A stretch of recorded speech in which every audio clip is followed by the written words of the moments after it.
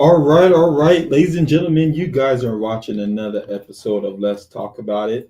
I am your co-host, Mr. William Burties, and today we have a great discussion between myself and Clinton, one you definitely do not want to miss. But before we get into today's topic and today's discussion, we're going to introduce our co-host, Mr. Clinton C.J. James. Yes, this is Clinton James, your local real estate broker here in San Diego. And yes, as everybody knows, it's Tuesday. It's Let's Talk About It Tuesday. We're taking over Taco Tuesday. So I always tell everybody where they can find me, though. They can find me on the corner working on myself, lane inspiring others to drive. Right on that corner, you can find me. So let's go. Let's go. Let's do it. All right, so we're going to talk about faith and identity today because, these are two things that will really shape our relationships in life. And our life is all about relationships. And that's what we talk about a lot on our show: relationships to money, relationships with other people, which helps choose your career, choose your spouse, and whomever. But we're going to talk about faith and identity and how that relates to your relationships and how you choose that, specifically as a Black man. So, the first question I want to put out there to those who are listening is: how has your religious or spiritual upbringing shaped what it means to be a Black man in a relationship? Hmm. That's a good question. That is a great question. How has your spiritual relationship Right. So, shaped? in with your spiritual or religious belief, however you best want to say your expression to God, Right. how has that upbringing shaped what it means to be a Black man in a relationship? Okay. So that's a lot. That's a lot being asked there at the same time. But let me break it down. So how does this spiritual actually shape you being in a relationship? Let's talk about that first. So, well, I mean, number one, the spiritual being in your religion kind of goes hand in hand. All right. So number one, that's kind of if you're spiritual, you want to actually have some form of religion to actually back it up, to understand, at least to understand where that spirit is actually, or the spiritual being of you is actually coming from, or the origination of it. Right, as a Christian, we know Mm-hmm. that number one, we look at God being the foundation for our spiritual, right? And then we have Jesus Christ, who actually kind of came and lived on earth as man and then died for us. And now we the spirit is now what intercessory between us and God. So now we understand that. But when you're actually put it in the foundation of having a relationship now, it's being it you see, you have to follow the Christian values of being in a relationship. Number one, it also sets up the tone where number one, you in a relationship, is for me, and how I take it is, number one, as a man, you have to you lay your life down for your family, at least as Mm-hmm. the Bible says that in some way or form. And number one, you have to be a leader in your household, right? There's so many verses that can be quoted from the Bible that talks about marriage, from marriage to relationships, to how a family should be, how a man should actually be treat his wife and his kids and stuff like that. But all those things come back to one thing: is number one is not, there has to be mutual respect between two people in a Right. relationship, right? And as a Black man now, that's what we come down to: respect. So with as a Black man, you'll find that religion was kind of something that gave us, I wouldn't say gave us, but kind of molded us into understanding. Because keep in mind, based upon how we, as coming from an ancestry of having ancestors as slaves, the family was actually, we had to build back what we knew as the family. And I think one of the things that we used to do that was religion, right? Right. We use our faith to actually understand what the Bible was saying. Because keep in mind, it was a time where we weren't able to read, we weren't allowed to read, and whatever family structure we had before, right, was totally disbanded, because of the situation we're in as slaves, right? But now when we came and we understood religion, and we understood, okay, well, this is a structure of the family, and the foundation.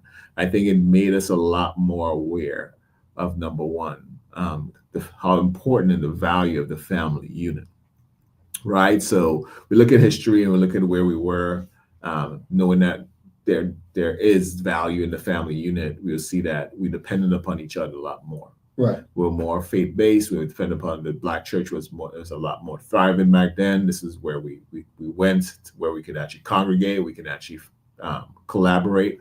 Also, where the civil rights movement started. Right. Right. So I'm looking at it like this, a lot about what you're saying, and you mentioned what the Bible says. So I'm going to go to Ephesians. Yeah, there we go. Yeah. Reverend William, right? Yeah, we go. Ephesians 5:25, where it says, "Husbands, love your wives, just as Christ loved the church, right, and gave himself up for her." Right. So, I take, and they're talking about Jesus Christ, and Jesus Christ died on the cross for our sins, right. And so I take that as husbands have to do whatever they need to do, or fathers have to do whatever they need to do to make sure that their family can thrive. Right. So you have to be the protector, the shield, the umbrella, everything that your family needs you to be for its survival. You need to do that. Right. And what the meaning is men are called to love sacrificially with deep commitment and care, mirroring Christ's love. Now that's ideal. Right. But let me ask you this.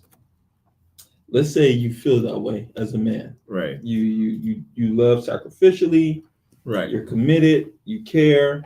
You're trying to mirror Christ's love. Right. And you feel like you're not getting any respect. Right. You feel like as a husband you're not getting any respect. How does a man lead in that aspect? How does a man lead his wife and his kids in that if you feel like you're not respected? Or even more so, you feel like you're being disrespected?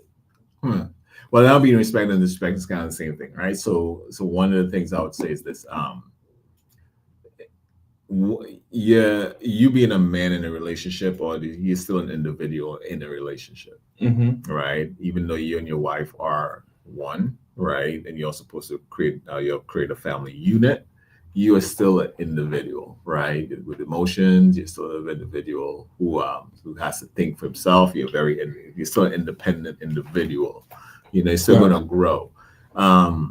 They say there's three different, and the reason why I'll kind of put it together. There's three different lives we live in anything in throughout life. There's the life that everybody sees, and the life that and everybody around you sees, and the life that when you go to work, you go out there, maybe whatever you do, everybody sees you like that. I'm saying people know, oh, I know this guy, this is who he is, this is that. Then there's a life that you have with your family, and know that the people on the outside, they don't see that's your household unit. So you create that place where you can go and you can actually take off that shell and be yourself, right? This is what people say. You're going to be yourself, right? But then there's that life where nobody knows about, that only you alone know. That's where a lot of I'll say that's where 80% of the issues come from, because that's where a life that is downloading your subconscious, and maybe it's still going through some traumas, or you're still dealing with some issues that you don't want people to affect. Now, the reason why I say that is because a lot of times you might feel disrespect is something that you are going to have to interpret. It's like you have a filter, right? A lot of times, like every individual is like this, and I've kind of come to learn this. You have a filter of what you would consider disrespect, right? I think everybody knows when somebody's being disrespected, because we go outside and we'll see somebody yelling, or we would look at TV and we look at it online. It's like when we see how sometimes if we look at police brutality, we know that's a disrespect to someone that's happening at that point. Some people might filter it differently, right? But everybody filters it based upon their past and their situations, and based upon, number one, what society accepts, right? So but there's disrespect that comes in a way where you filter it where everybody else might not understand it is. Because if somebody's purposefully hurting you, right, doing it on purpose, that's different from you not knowing somebody disrespecting you and not knowing about it. Okay, but I mean, so let's say it is intentional. It's intentional. Okay.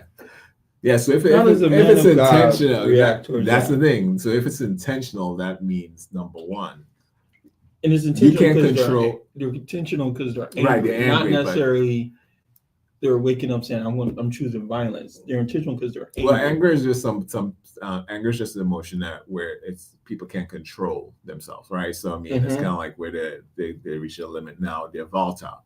Now, at the end of the day, if that person's anger is affecting you negatively, that's a toxic environment already, right? So if there's constant disrespect in any relationship, doesn't have to be man and wife, right? Any business relationship, whatever, work, whatever. If it's toxic, there's nothing that's going to grow from that. So how should a man respond to that? A man should. I mean, that's the thing. As a man, number one, your response is going to be you have to deal with it up front. I mean, if you tell that person, talk about it, say, hey, this is. And if it continues, maybe we're talking about something that continues because it's somebody you tell somebody you communicate effectively, right? As a man, say, hey, this is you're laying your boundaries down, Mm-hmm. right? And that person still crosses those boundaries consistently. That means that person is creating that toxic environment. That means that person has no, how to put it, no filter, right? That can actually tell them, hey, you know what, this is wrong. And it could be something where how they grew up and how they saw relationships, right? Or they never saw that type of relationship. So they're learning from something that's negative, right? So at the end of the day, it's kind of like you got to play the process. If you're in a marriage, you got to kind of play that process of discovery, right? Number one, as a man, you're going to have to take more of the burden on sometimes in doing that. Okay. Right. For how long? And that's the thing. They're asking a question that, hey, you know what? How long you can take it and how long you see the change. Now, because Right. I mean, when you address something, there's two things, or if you forgive somebody of something, there's two things that should happen, right? There should be forgiveness, and then you should see a change, right? And they should be trying to change or working on changing, right? There should be there should be accountability first, right? Number one is accountability when you address it, right? So there has to be some form of, hey, this is what's happening. You need to be accountable with it. This is it. Now, then there should be some change to follow, right? Mm-hmm. So if somebody is doing one without the other, okay, they're accountable, they're apologizing, whatever, they're taking accountability for it. But then there's no change. It happens consistently. That means they're not really working, right, on themselves. They're not really seeing it as something that is negative, right? So that's where you got to understand how. Well, because this is the thing, right? If you say you're a man of faith, right, a man of God, then hopefully one, you ideally married someone who's of the same belief and yoke, right? But people get married for different reasons or at different point in times in their life, and people change during the relationship. So it could be a scenario where, and ladies and gentlemen, this could be vice versa. So it's not just, we're talking about men today, but it could work both ways. Where maybe you found God in your life, right, grew, got better, but your spouse may have not going to the same direction. right. So how does one respond to that? And then, because when you were not that man of God, right, you weren't in your word and this and that, then you can respond in kind. Look, you mad, I'm mad. And I'm going to respond. I'm going to fight fire with fire, and we just going to go at it. And so now that you're a man of God, you have to react differently. You have to react in a way. Well, when you say a man of God, what do you mean? Like a man of God who is he a man first, right? So this is what I'm saying. So when you say a man husband of God, loves your wives, just as Christ loves the church and gave himself up for her. Right. We got to think about how many times Jesus felt disrespected. You got to think of the cross that Jesus had on his back, right, and died for our sins, right, for people who know they still were going to disrespect him, right. But he still had to do the right thing, right. And I'm saying this as a person that is hey, someone react angrily to me, right? I'm gonna react. I'm gonna come with that same energy, right? And so how does our belief affect us in how to make sure that we don't react in a way? Like, what methods can we do? What verse can we read? What exercise can we do? What activity can we input into our lives? What Right. mindset do we need to have to make sure that we are reacting like Christ? Right. So I mean, I'll go back and say, you know what, a man of God, right? So when I say a man of God, it's kind of like, okay, well, I have to look at Christianity because I'm a Christian, right?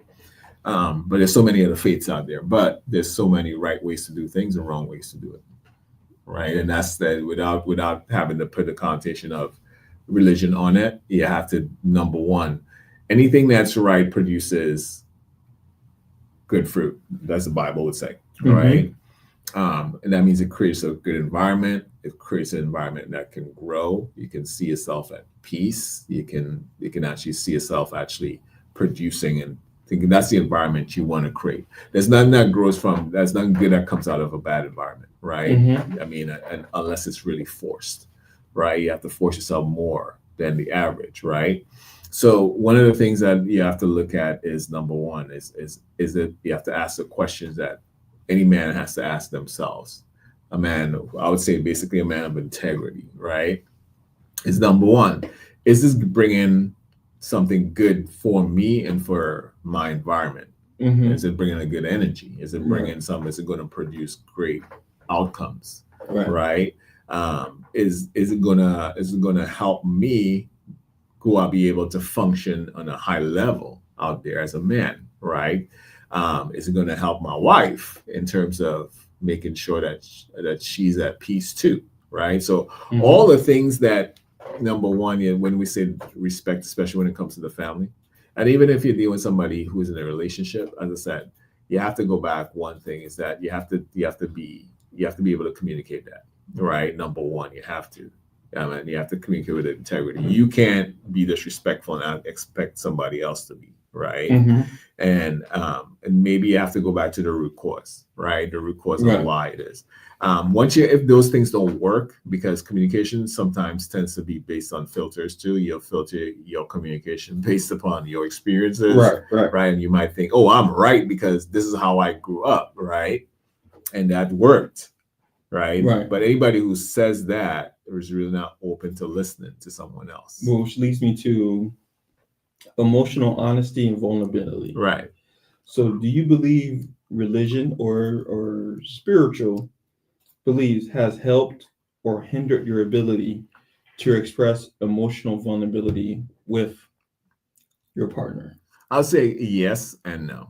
Right. The yes part will come in like this. Why? Is because we find that people tend to think that when you put yourself under any organization, religion, or anything like that, you tend to think that everything is done in a vacuum.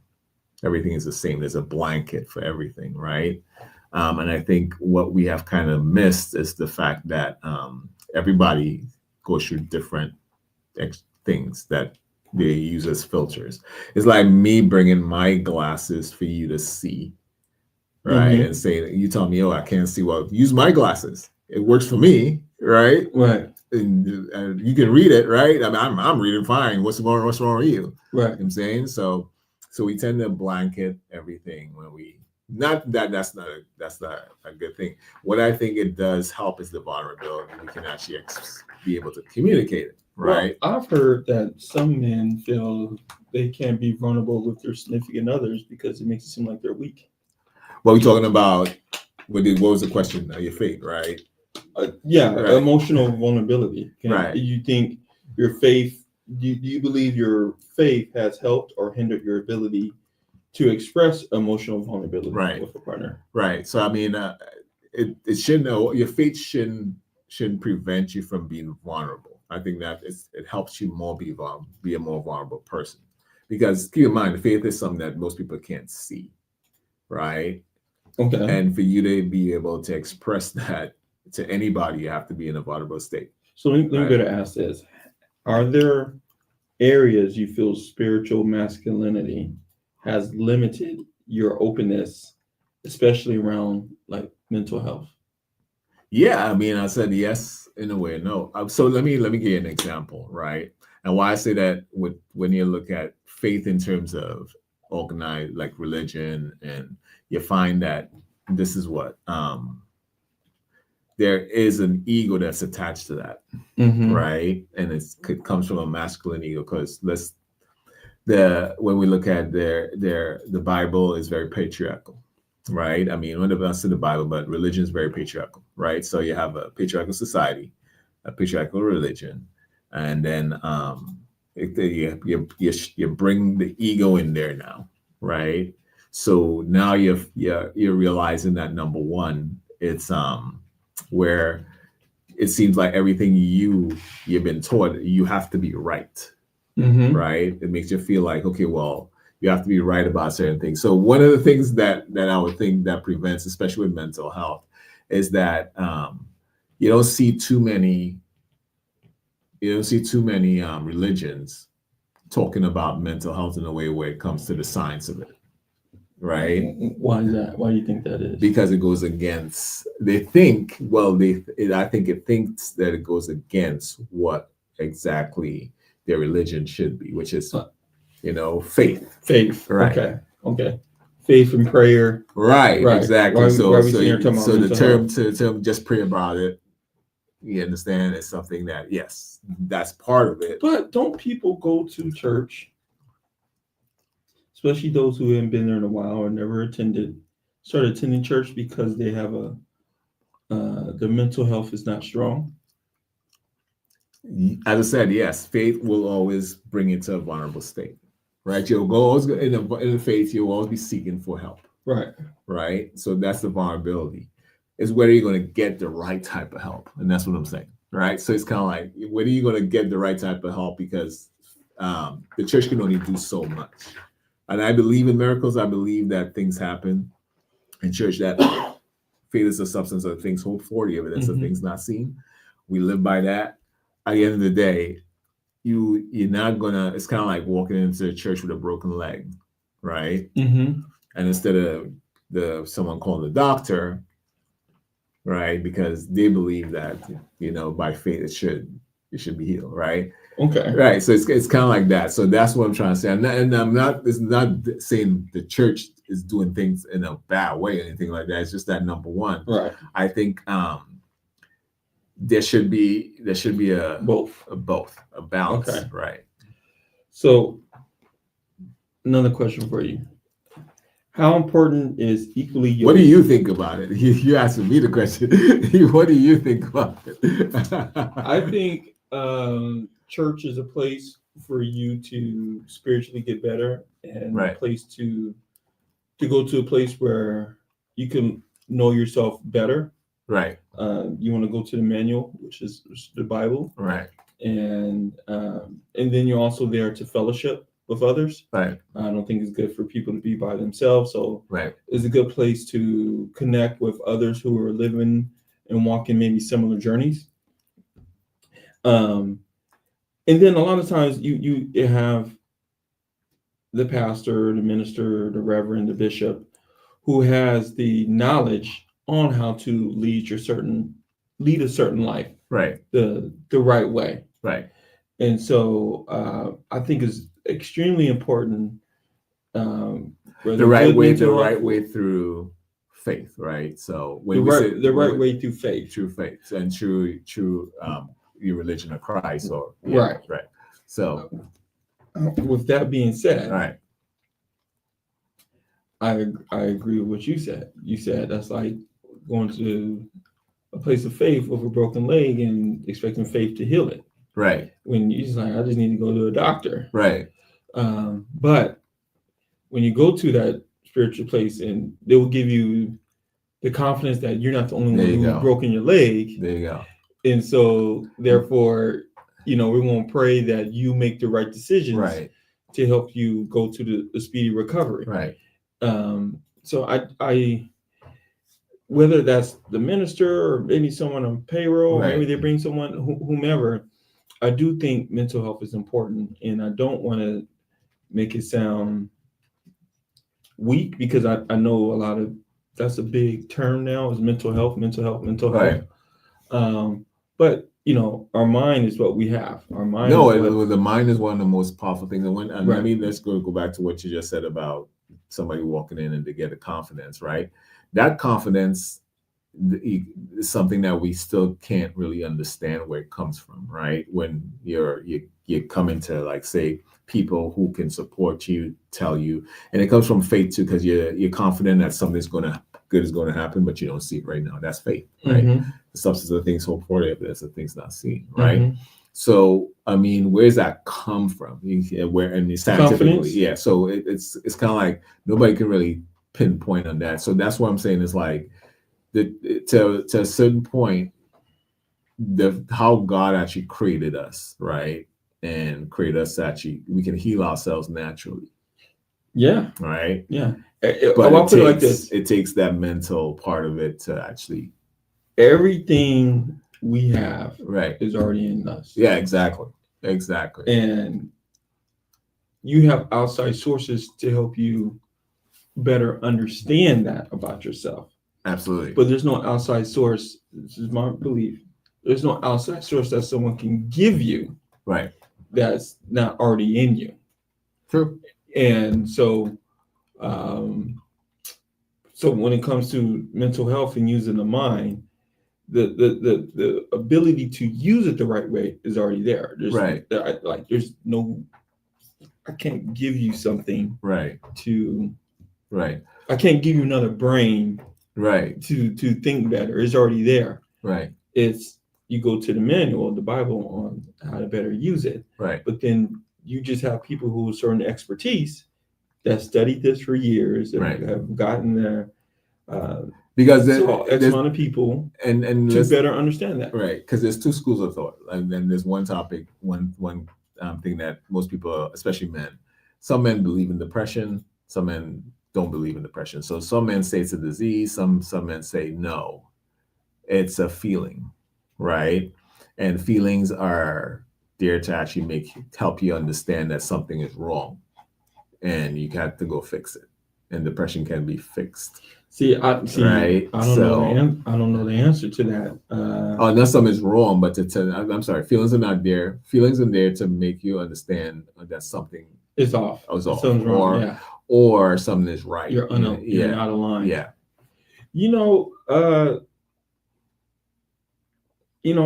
I'm not trying to sound sensitive here, but men, like you said, men have feelings too. Right. Men feel ways too. Isn't how you respond to it. Right. Is, I think, what determines you as a man. Right.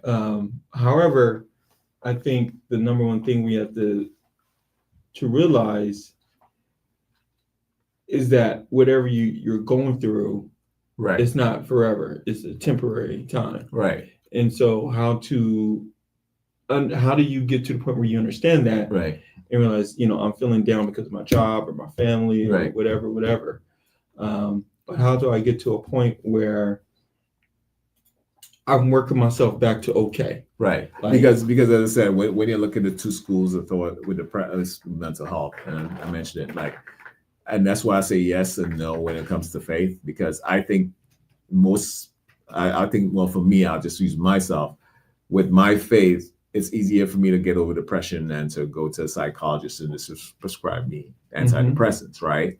You know what I'm saying? Because I, for me personally, I don't believe in antidepressants. Well, right? Listen, let's come back to that. Right. I think we have a commercial break. So we'll come back in 30 seconds. The San Diego County Registrar of Voters reminds District 1 voters to vote by 8 p.m. tonight.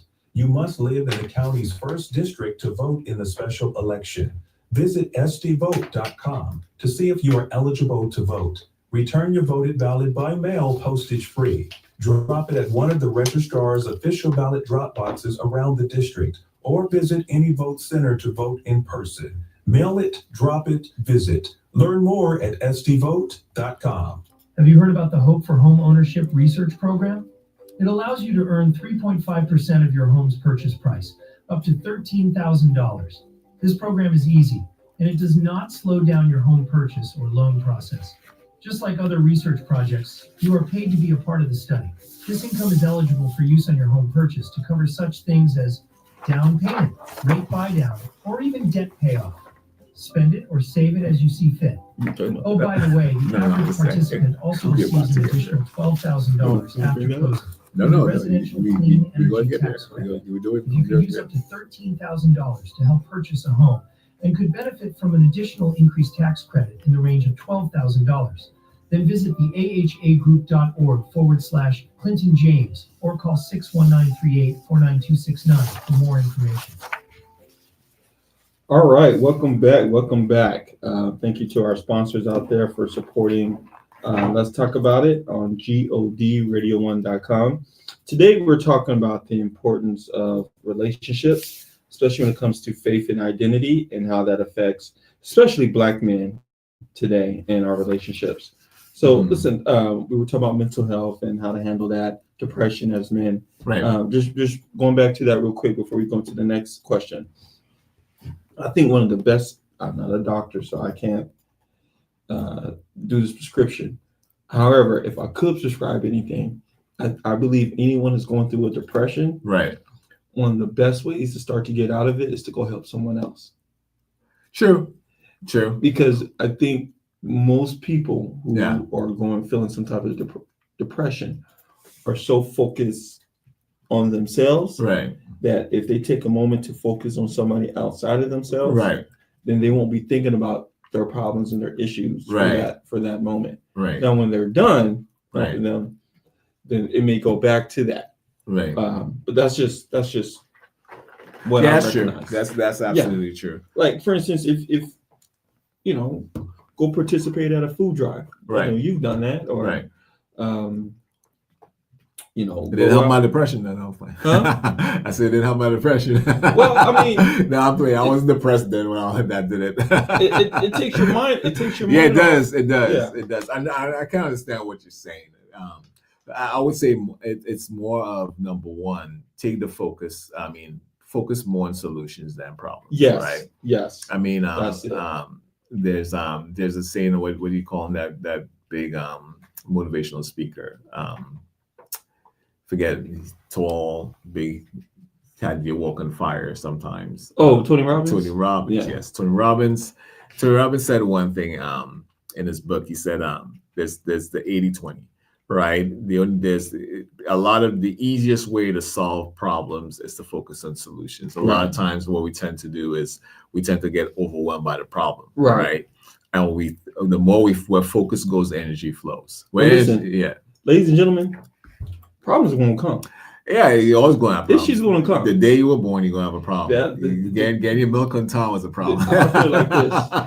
The day you're born, the thing that most people struggle with, right, it comes to realization, is death. The day you're born, right, you're preparing to die. Right. And so, but until you get to that point, there's going to be problems in between. Yep. And how you handle that is so important. Right. But for the sake of time, I want to get to the next question. Yeah.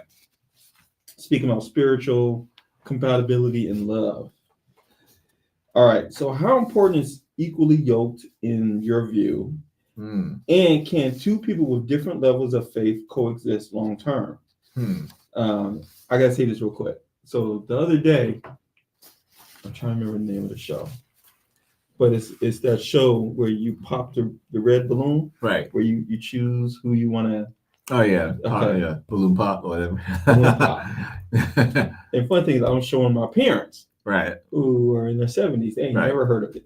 So my sister and I and stepbrother and his girl, we were all explaining it. So we started watching it on YouTube all together.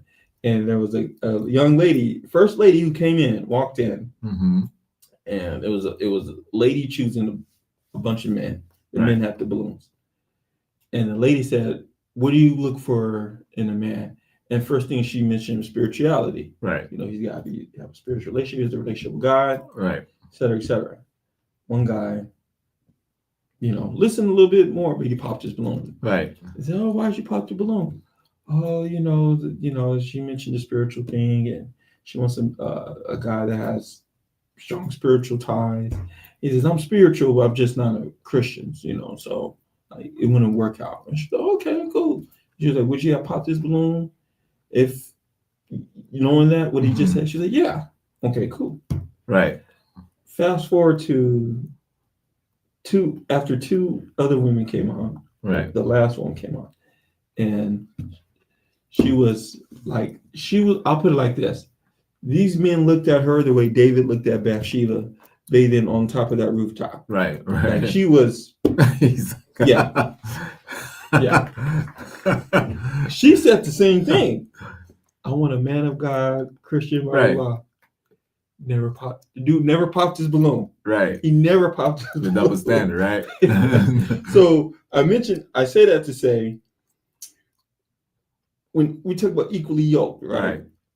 So important. But sometimes our eyes are bigger than what we can, actually bigger than what is best for us. Right. You know, you order this big plate of food because you were so hungry. Right. And your appetite was bigger than what you can actually eat. So, but how important is being equally yoked to you? I think it's important, but I don't think it's just based on religion, though, right? So I mean, a lot of people tend to use that, and it's important to understand because there's so many other factors outside religion you have to be equally yoked on, right? Number one is because religion comes. The main thing where religion comes in is when you have to raise kids, right? When you have to create a family, right? Because when you're looking at, there's so many other things emotionally, you have to be equally, you know what I'm saying? Because if somebody's off emotionally, you're going to always have to be trying to help that person, right? Right. And then that's what you're supposed to do. Right. But your needs are not actually being addressed, right? So your needs are suffering while you have to help that person. So equally yoked means so many different things. Okay, so what, for me, in your eyes, what does that mean? Equally yoked. Yeah. I think it should be all around. You should understand. Well, when I look at it from a Christian perspective, right? Yes, religion is a part of it, right? But at the end of the day, you have to be spiritually equally yoked to that person, mentally, physically, and spiritually, right? Okay. There shouldn't be an imbalance in a relationship where somebody is, because so for instance, you all should have an understanding going into a relationship what is the expectations, right? And something, and shouldn't be hiding the expectations that you have, because number one, you're just trying to get into that relationship, right? So once you have an understanding of the expectations of going into a relationship, of what the role of a man should be and what you see as the role of a man, I think that's becoming equally yoked. So real quick, so I'll pull up the definition of what it means to be equally yoked. Right. So the term yoke comes from farming. A yoke is a wooden harness that joins two animals, let's say, for example, an oxen, together to pull a plow or cart in the same direction. Right. So to be equally yoked, it means both people are aligned in purpose, values, and faith. Right. Especially in marriage, it means sharing the same spiritual foundation, usually faith in God or being followers of Christ. Right.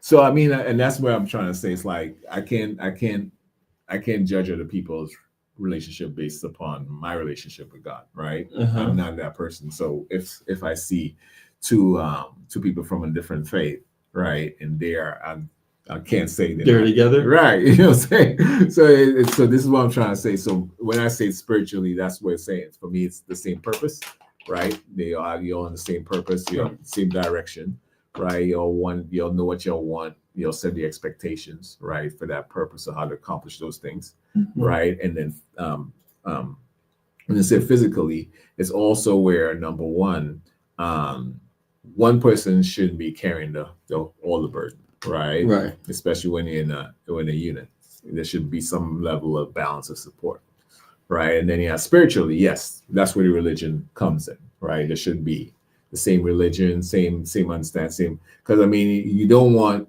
what religion plays such a big role in most people's lives, right? So because it's kind of like you don't want to be married as a Christian to an atheist. So right, so it's going to be a big conflict. All of y'all have fulfilling those two. You have to mentally, spiritually, purpose, where you're going after the same purpose. You're trying to build a family, all this stuff. Right. It's always going to be that conflict in behind where they would never understand. You know what I'm saying? What you do, and you would never understand why they do it. Right. Yeah, and So when I think of that, being equally, yeah, do I think so? Yeah, I think it's extremely important, Right. because over time, they can still be fine, Right. but if you ain't equally yoked, you'd be like, oh, I Right. can't stand this person. Right. And when you put kids in that mix now, it's different, because Right. now you have to choose. You just find yourself. What are you going to do? Button heads. Right? What are you going to teach what spiritually you're going to teach your kids? Well, so when I think of equally yoked, I always think of the way they explain it in farming is you got two animals, they have to go into the same direction, right, in order to plow the Right. field, to Right. make sure that things can grow. right, If they're going in all other if one animal's going this direction, another Right. animal's going, nothing will get done. right, Nothing. And the purpose of relationship and marriage is to please God and to produce and multiply on this earth. right, And within that, to create an environment where your offspring that you're raising can be great citizens of this world and continue Right. to do the same thing. right, And a lot of times when you don't do that, that can cause so many issues, not just within your relationship, but within Right. your offspring. right. And you're creating generational Traumas, right, and issues and Right. mental health issues, right, if you're not equally yoked. right. So, and I think So it kind of goes back to one thing, is that number one, it's like a family unit is so important. Having two parents in the household is so important, Mhm. right? And that's kind of like why equally yoked is also important. You can't have one, doing the work of two, right? If you have two, that's why you'll find that a lot of times people think that they can do the work of two people right, in one, right? When it's really, that's not equally yoked, right? right. So you're carrying mentally, spiritually, and because a man's physical will be way different from a woman's, right? Right. And then you'll find that his purpose also, and how he goes after that purpose, will be different from how she will, right? How she performs in the household, he performed differently. His goal is keep in mind, if we go back to the hunter gatherers, we went out, we hunted, right? And she took care of home. And we Okay. went out for days, 100, and came back, and then protected the family. For those and who are everything listening, like they that. may not like what you're saying. No, I said, well, I didn't speak no lies, right? Well, let me ask you. I didn't speak any lies. Let me ask you this: What it is? what role should religion play in marital roles? Provider, protector, spiritual leader. So, what role should religion or faith play in marital roles? Like men, a lot of times they say men should be the provider, the protector, and the spiritual leader. What if the wife is better at being a provider? Does that make Cool. you less than a man? Cool. I mean, that's the expectations, right? Let's say she's the provider. Right. I'm gonna ask some real questions here. Let's say she is the when I say provider, I mean she's working and makes more money. Right. Right. Her money is used to provide for the family. Right. Food, shelter, Right. transportation, clothes.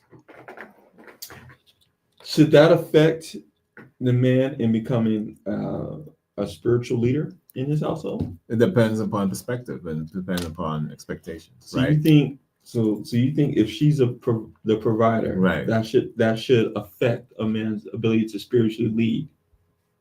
It's all perspective, right? So as I said, setting expectations in the beginning is very important, right? In any relationship. So you're going into I want to marry. Sometimes business is always, if you have a partner in the business, right? okay, So number one, in the contract, you determine how much load you carry based upon the percentage of ownership, right? Right. So if it turns around where, hey, your partner decides, hey, this is what's going on, because things do change in the Okay. business process, and this is what's happening right now. Maybe something happened, fell sick. There's always some precautions in place. That's a buy-sell agreement, right? So he passes away.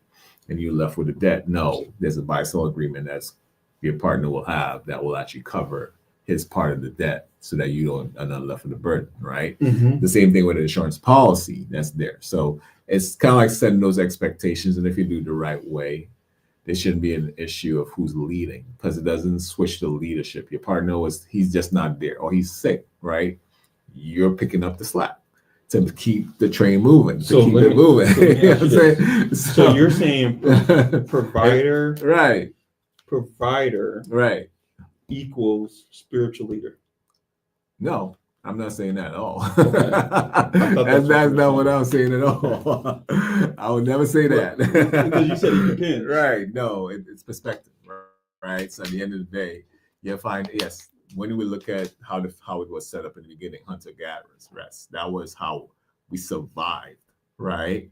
That was the environment that we were put in, right? Men were stronger. Men were actually more resilient. They would go out, they would hunt, and they'd hunt for days, and the family would stay back. Right. Women was nurturers. They'll take care of the household, take care of the whatever, but they'll come back with the food, Right. right? But you also Right. And- But now it's where number one, there has to be, this is not a leadership thing. Both of you all going to be leaders in the relationship. okay. Right. So you have to be able to complement each other. As you said, they're equally yoked. It's kind of like having a donkey and a horse. Okay, but- like, you know what I'm saying, pulling but a let's cart. say- They're all going in the same direction. You know what I'm saying? So I remember years ago on our show, back during the pandemic, Right. we had I think the show called was Mindful Moments. I think that was the name of Right. the show. Right. And we had therapists on there, and we were asking the question on who should lead the relationship. Right. And their response was, well, it whatever works for them. Whatever works for them. Right. For that couple. Right. You know. So let's say you're in a relationship and she's just better at different things. She's better at leading, providing, Right.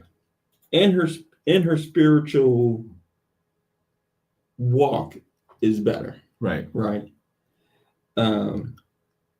You think that should negatively affect a relationship? Well, first of all, that's what I'm saying. It's like if you go into a relationship not without those expectations and it happens. Because let's say, as a Right. man, I didn't even No, because further at the end of explain. the day, what we not understand is that men are always going to be men, right? We are governed with a different type of mentality, hormones than women are, right? If we can understand that, Because let's say Mhm. so we got to understand that first, right? Women are always going to be women. They go with a different type of hormones, mentality, even the body down to the body parts, right?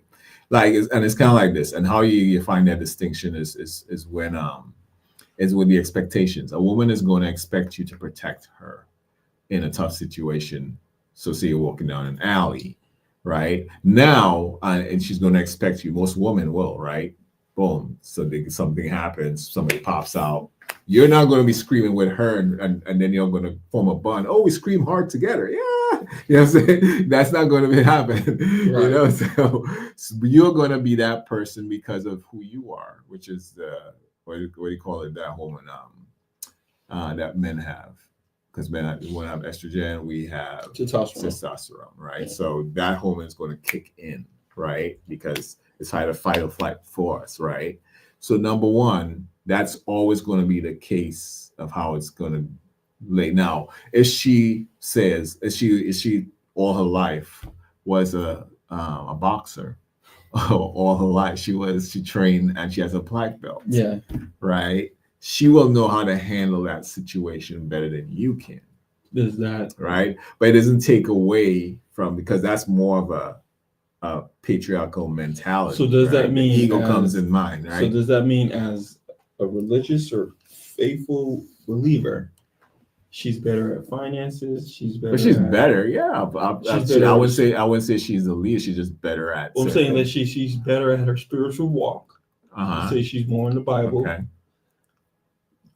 What does that mean for the man? Does that mean he needs He's to still a step it up? leader. I mean, he's still a leader number one. So you number think one. the man is the leader no matter what in relationships? I would say I would a- say this. It all depends upon their situation, right? So as I said, men are always going to be. There's always going to be an imbalance. So you said equally yoked, Mhm. right? We go back to equally yoked. If there's an imbalance in a relationship, everybody's going to be off, right? So if you're not equally yoked, where number one, you as a man is actually protecting the family, the provider. These are the things that you expected of you Right. in the beginning, right? Now, as I said, things do change and things shift. Right. Say you got sick, because it's kind of like if you're saying, okay, well, if she's doing this, You're you're compromised. this, You're compromised. right. So You can get sick. so what is so the thing is, what is the solution to that? Because I mean, things do happen, right? What is the solution to that? Is it that she should go her way and leave you alone while you're sick, or that's what I'm trying to say? It's like you have to be equal. You have to set those expectations. Well, that's in a lot of cases temporary. If you're sick, right, and so is certain things in a relationship. Now, if you're saying it's going to be permanent, that's an expectation that should have been talked about. You're at a point in your life where you had the same opportunities, but she's just better at these things than you. Right, and that still makes you the leader of the household. And as a man? Yeah, of course, that makes you still a leader in the household. Now, it doesn't matter who's better at it. I mean, it's like, what are you talking about? She's better at it. At doing what? She's better at providing. She's better at providing. Like she's right. Makes more money. Right. And her spiritual walk is better. She's going to church. She's reading her word. She's provided, and her spiritual walk is better. Okay, so it's like this, all right. And she's shown in the past she's a better decision. So what you're doing is you're putting a lot of things that has nothing to do with being equally yoked into the relationship. Well, let's say you came in there being equally yoked. So let me give you an example. Let me give you a big example. Let's use it. You married a woman who came from a rich family. Are you the leader of the household? Yeah. Okay. Well, she has more money than you, right? Yeah, you could be. Right. So, I mean, no, you are. You are going to be the leader of the household. Doesn't matter how you put it. You are going to be the leader of the household. Okay. Right? Because, I mean, that's the structure that works for most relationships. I wish we had some. So, because at the end of the day, if her father is the leader of the household, right, and that's the problem, as I'm trying to say, if you come from an environment where you don't understand how that works, it's always going to be confusing for you, right? So number one, if your father was the leader of the household, your grandfather was the leader of the household, doesn't matter what, right? He was always seen as the leader. You're going to have that expectation of being the leader, doesn't matter what. Okay. Right. So if she saw that too, she's going to make you.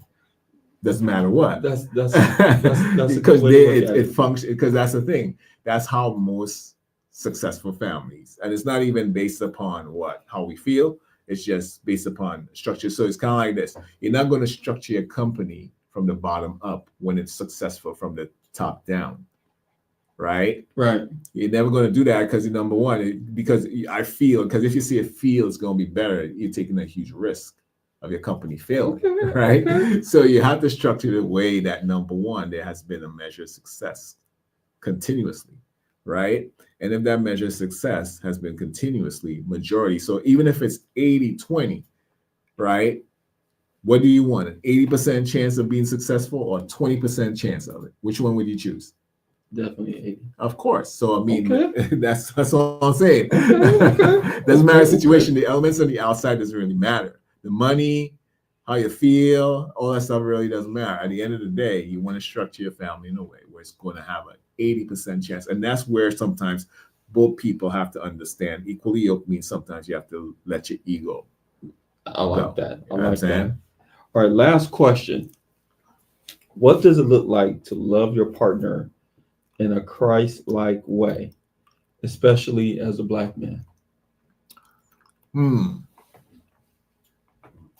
What does it matter to love your partner in a Christ-like way, right? Especially as a Black man.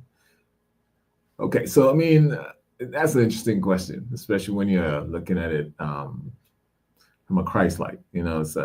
So so when you're loving your partner means a lot. We kind of went over that earlier, right? So a man must lay his life down for his wife, you know, and be a leader in the household, right? That's kind of like the standard for the Bible actually says, right?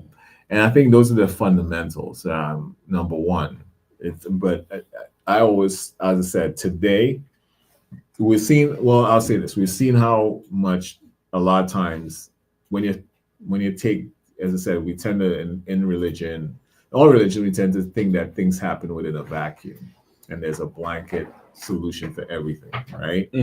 I think every individual is different, and as I said, why I mentioned in the beginning the 3 lives we live is because you're always going to be growing as an individual first.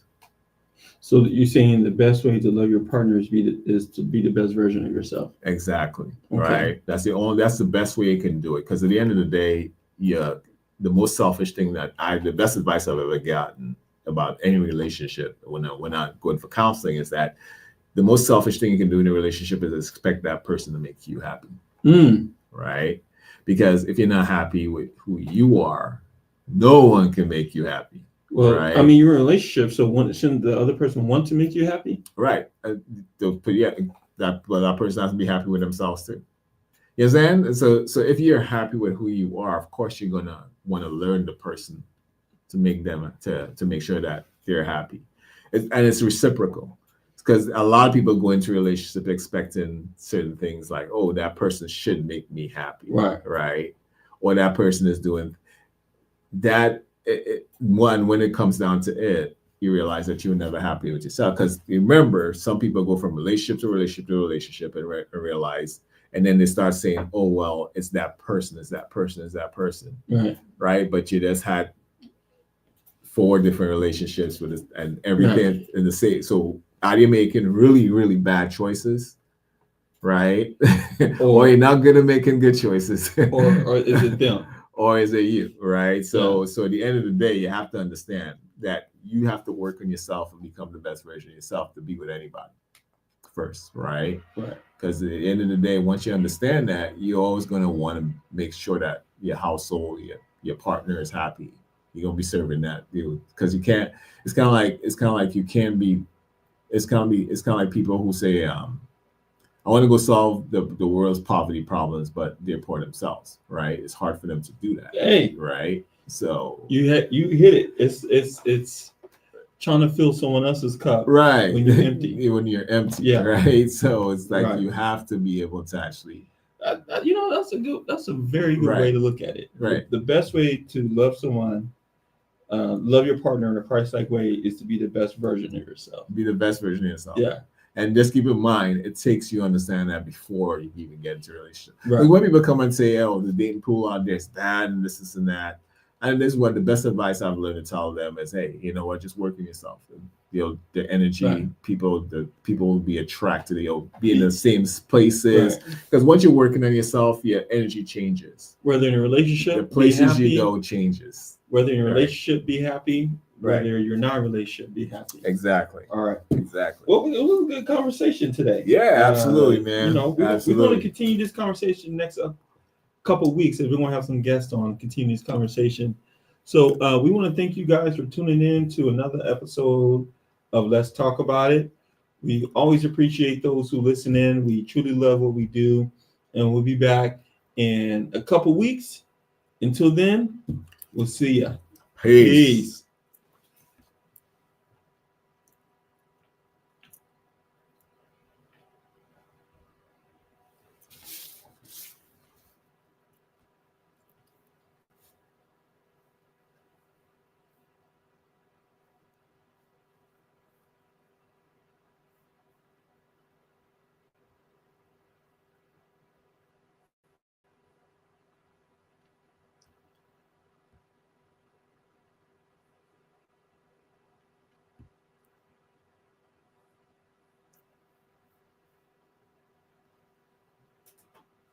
Did he go into jail? That's a good question, man.